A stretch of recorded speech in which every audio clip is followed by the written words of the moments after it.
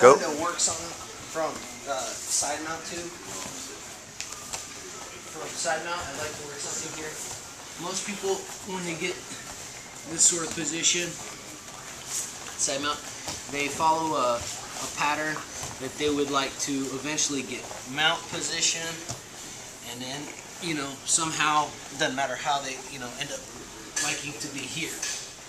But they've got it in their mind that they must leave eventually side mount position and go this way. You can go the other way too. It's just a different way of looking at it, I guess. From here, we'll work this technique with this in mind. From here, we'll start out here. He's got good proper position. He's not giving me anything to make my submission any easier. His arms are in, hands are close. He's got good proper defensive fundamentals right now.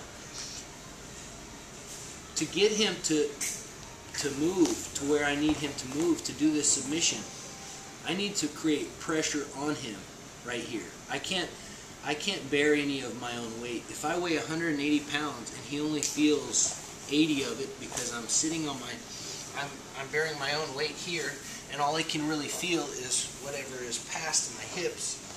That's only half of my body weight. That's about 80, 90 pounds. So instead of that, I'm going to lay my hips flat on the mat. Now he feels all of my weight, and he's going to have to, whatever he does, whether he bucks me with his hips, or he tries to recover guard, or he turns over to all fours, whatever he does, he has to work against all 180 of my pounds. Okay? From this position, I'm going to go ahead and be preparing for what I have in store for him from right here. So everybody, when you start this position from side mount, go ahead and lay your hips flat. Okay, that's going to be the first step. Once you lay your hips flat, go ahead and grab over here. Okay, just grab over here like you're praying. Nice and tight position. Okay. From here, I want to make sure that without hinting him to which direction I want to go, by bumping the arm or anything like that, he would then know that I'm trying to get past him and go that way. Instead, I want to just use a subtle hip movement with my left hip in this case, sweeping his arm past me right here. I want to sweep with my left arm, my left hip, his arm past me. Usually his elbow would be on the ground and he'll still be here. Okay? Once I've done that, then I can follow the rest of this choke. But I need to sweep that arm and get it jacked up just a little bit. Okay? From here, in the same position that I'm in, I just lay my hip flat again. On top of the arm, if need be. Okay? Then I burrow this hand underneath his head as far as it can go naturally. Okay? And I keep walking around as far as I can go. Now from here, I've gone as far as I can go, okay, without having him turn over with me. I walked as far as I can go. Okay, he might even have this arm now underneath me. That's fine. We're going to use the 10-finger grip again and bring the elbow in as tight as you can. Now, once again, elbow in as tight as you can. Okay, from this 10-finger grip, now I want you to keep your hips on the floor, but walk back.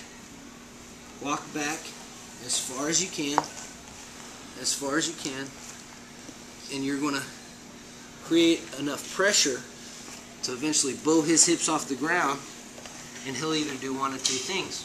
He'll either turn aside, buck his hips up, or tap. Okay? And he will tap eventually if you do this right. So, go over it one more time. Good job, Ross. Here, right here, in this position, I'm just going to lay my opponent flat. Lay all my weight flat on him. I'm not worried about if he captures a leg here for half guard or any of that. I'm not going to give him time. As soon as I lay my hips flat, I start working. I sweep the mat with my right hip. That'll bring up his arm. Okay. Then I burrow my left arm in this case, bring my hip back down onto the floor. Always with a really spread base, not together. That's easy to topple. If he's an athletic guy, he can sort of buck his way out and maybe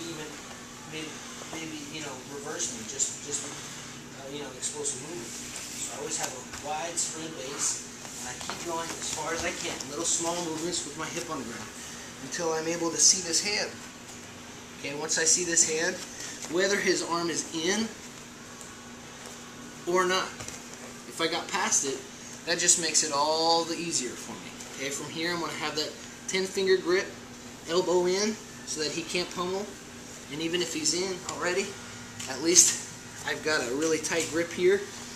Okay, and now I walk back with my feet on the ground. I'm going to walk back and bring my armpit to the ground. Sorry, bring my armpit to the ground like this, in this manner.